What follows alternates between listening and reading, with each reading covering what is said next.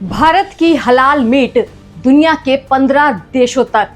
UP में हलाल certification पर रोक, लेकिन ग्लोबल एक्सपोर्ट जारी। क्या कहता है हलाल मीट सप्लाई का गणित?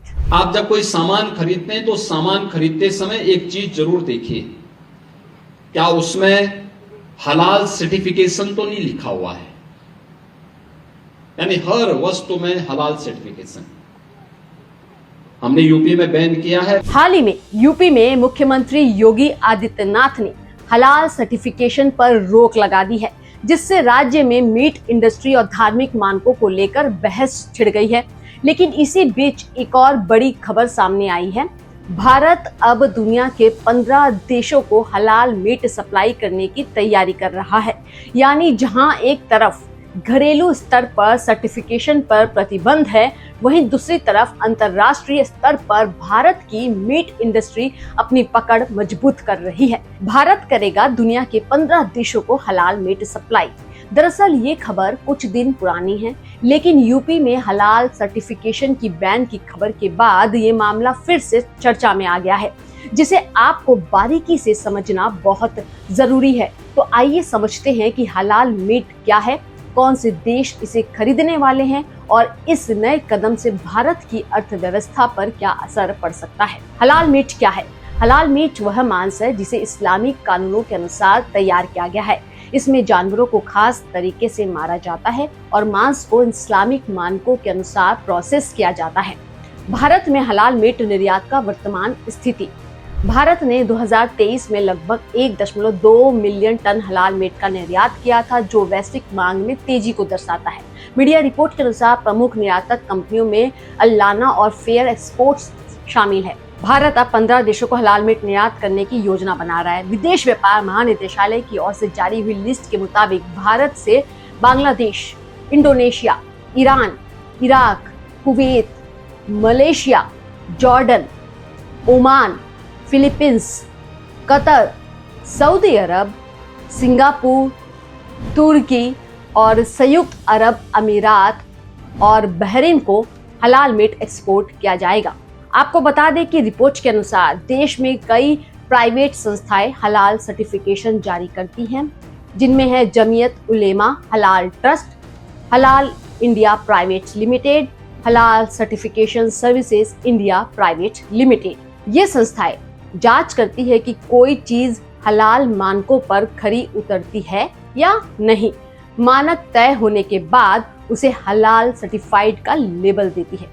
नए निर्यात दिशा निर्देश और ICAS सर्टिफिकेशन। भारत सरकार ने अक्टूबर 2024 से नए निर्यात दिशा निर्देश लागू किए। इसके तहत हलाल मीट केवल उन्हीं संयंत्रों से निर्यात किया जाएगा जो इंडिया कंफॉर्मिटी असेसमेंट स्कीम यानी कि ICAS हलाल द्वारा प्रमाणित है। यह कदम वैश्विक मानकों के अनुरूप गुणवत्ता सुनिश्चित करने के लिए है। ऐसे में बड़ा सवाल ये उठता है कि क्या अब भारत में प्राइवेट संस्थाएं हलाल सर्टिफिकेशन नहीं देंगी? क्या भारत में नए निर्यात दिशा निर्देश और ICAS सर्टिफिकेशन ही मान्य माना जाएगा? आर्थिक लाभ और रोजगार। हलाल मीट निर्यात से भारतीय अर्थव्यवस्था को महत्वपूर्ण लाभ होगा। मीडिया रिपोर्ट के अनुसार वित्त वर्ष 2023-24 में भारत के कुल मांस और पशु उत्पाद निर्यात का मूल्य 4 अरब 54 करोड़ था, जिसमें से बफेलो मीट ने 374 करोड़ का योगदान दिया। इस उद्योग में लाखों लोगों को रोजगार मिलेगा, खास रूप से ग्रामीण क्षेत्रों में। भारत के सामने चुनौतियां और समाधान। अब बात करते हैं भारत के सामने आने वाली चुनौतियों की। हालांकि अवसर बड़े हैं, लेकिन चुनौतियां भी कम नहीं हैं। गुणवत्ता नियंत्रण, लॉजिस्टिक्स और वैश्विक जैसे मुद्दे निर्यातकों के लिए चुनौतीपूर्ण हो सकते हैं। सरकार और उद्योग मिलकर इन समस्याओं का समाधान निकाल सकते हैं।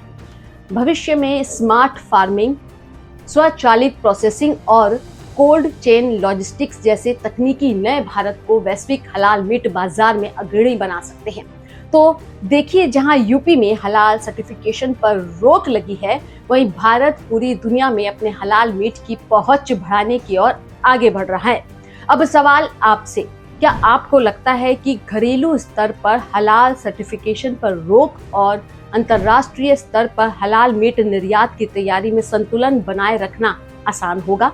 अपने विचार हमें नीचे कमेंट में जरूर बताएं। वीडियो पसंद आए तो लाइक और शेयर जरूर कर दें और ऐसे ही अपडेट्स खबरों के लिए किसान इंडिया को सब्सक्राइब करना ना भूलें। नमस्कार। सर का पसीना जब माथे को आता है वो किसान है जो अपने दम पर फसल को उगाता है। आन है, बान है, शान है, किसान है। किसान इंडिया, चलेगा हल, बढ़ेगा बल।